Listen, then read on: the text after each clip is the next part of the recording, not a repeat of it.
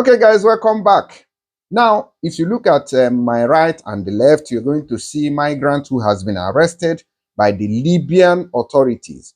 Now, these migrants are from Nigeria, actually, and they've been busted for crime. Okay, so I wonder why somebody would cross the Saharan desert and you made it alive and you get to Libya, you get to is it Tripoli, you get to anywhere in Libya. Now, majority of the people who goes to Libya, the sole aim of going there is to travel to Europe. That is at least 95% of people who goes to Libya are to transit to Europe. And maybe the 5% that were left are to kind of stay in Libya and try to make some money because somehow, despite the country being a war torn, in 2011, NATO invaded Libya and killed Muammar Gaddafi. Okay, since that time, the country has never been stable.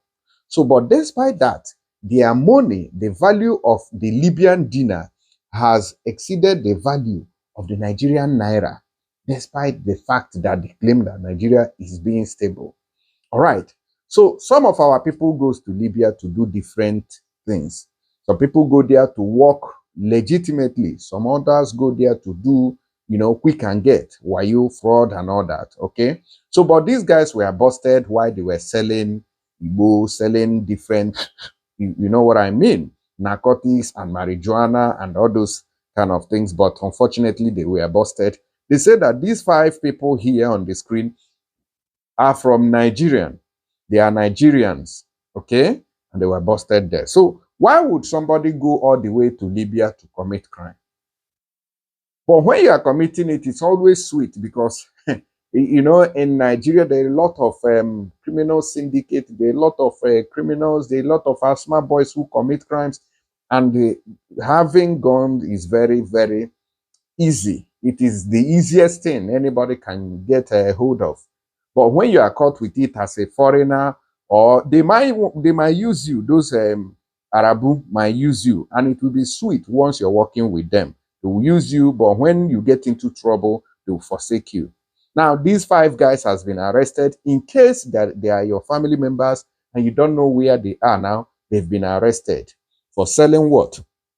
For selling Igbo and other dangerous substances, according to the information we have at hand on them. That's what they said now, that they are selling these unwanted drugs in Libya. Earlier, they reported that they were from Niger. According to it, they say unit of special task forces raided a domicile in Al Sakat area, that is in Misrata, and arrested 5 migrants of Nigerian nationality for possession of trafficking in narcotics. Okay. During the raid, a quantity of marijuana, hallucinogenic pills, banjo plant, and Viagra pills were seized, all referred to public prosecutor for legal action. So these guys are definitely going to prison now in Libya. I don't know if they are going to deport them later. Okay. Earlier, they reported that they were from Niger Republic, but later they corrected the mistake and said that they are from Nigeria. So why would somebody end up doing this kind of? Anyways, the people that they supply these things to those people who are doing opomiliki. And believe you me that some of our girls, some of our sisters has been forced into prostitution. Majority of them whom we have seen in the prostitution houses did not go there at their own will. They were forced into prostitution by their madams who wants to make, money out of them. And even after that in Libya, they still push them to Europe to continue this cycle of prostitution. This thing has to come to an end. Earlier, sometime in 2018 or 2019 or thereabout, the Oba of Benin, due to the high trafficking of our sisters from Edo State, banned the collection of money from people who have been trafficked either to Libya or to Europe. And that helped in reducing the number of young girls trafficked to Europe and to other parts of the world, because the Oba placed a curse on anybody who would go against his what would like his order. Okay, so I'm still grateful for that particular move because it really reduced the number of people who are into this. So these people now might be sent to prison in Libya, as you can see. So these are the brothers here. And they say that they are from Nigeria. I don't know why the faces are like this, but they said they are no longer from Niger, but be it as it may. That's all we've seen there. So, okay. So let me know what you guys think about it. But I'm not sure whether it is right for anybody to go to a country like Libya and start committing crime. It's not going to end well. On the same note, too, another person or group of people were arrested. They say that CID in Sabrata arrested three undocumented migrants of African nationalities responsible for armed robbery during which they stole 2,700 Libyan dinars, equivalent to $560 from a citizen. The trio, that is the three of them, after the robbery, fled to a neighboring city where they were arrested. They said that while they were interrogating them, they all admitted to have committed the crime. And they also confessed to have committed additional thefts in Soman area. And then they have now been, sent for prosecution in Libya. So if the IOM camps in Libya are so, I don't know how to put it, so will I say so dangerous, because in Libya the IOM camps there are very, very dire, and if you go to those prisons you will know.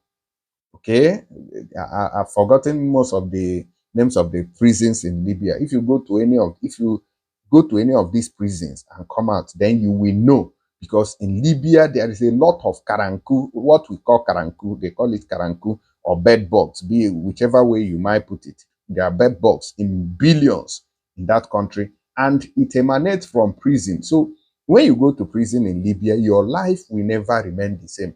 There are people whom I have seen, their waist now has something like belt on it. What happened? It is this very karanku, this bed bugs that is eating up, because you don't have that liberty to do what you, even in living houses in Libya, they still, most of them, majority of them contains karanku. Talk less of a very compacted place like the prison in Libya. Okay, so it is not a place for somebody to be. It is not something advisable. If you are in Libya, you are at risk, whether your hands are clean or not. Okay, imagine what you face when your hands are clean.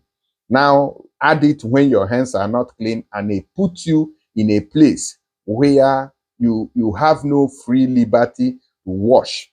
These karankus are so horrible, and they are very strong. They will I say they never die. The only thing that can kill them is a desperate hot water that can kill them. Maybe you add something like hypo or bleach or chemical to kill them, but they survive in most dire situations. You don't kill them easily. They don't die, they multiply. All right. So that's the update that I have for you here. CID of the Western Plains City Security Directorate arrested a suspect who with accomplices kidnapped and tortured for ransom two Syrian migrants in Darian area. The individual remains in custody pending investigation and arrest of his accomplices. So people also kidnap people. Foreigners also kidnap foreigners. Even Nigerians, some of the buggers, some of those who take you from Nigeria to Libya will kidnap you in Libya. So whenever you are going for this journey, be sure you know where you are going to, you know the family of these people, and you know who they are. If not, you can get lost in Libya and nothing will happen forever. You just be missing. A lot of people does not know where their brothers or sisters are till today as I speak to you, because they took this journey to go to Libya. We've not found them today, whether they are alive or dead. Nobody knows. We lost communication with a lot of them. So before you take this part of going to Libya, be sure you know what you are doing, and you know it has always been a game of luck. Thank you and God bless you. Bye bye.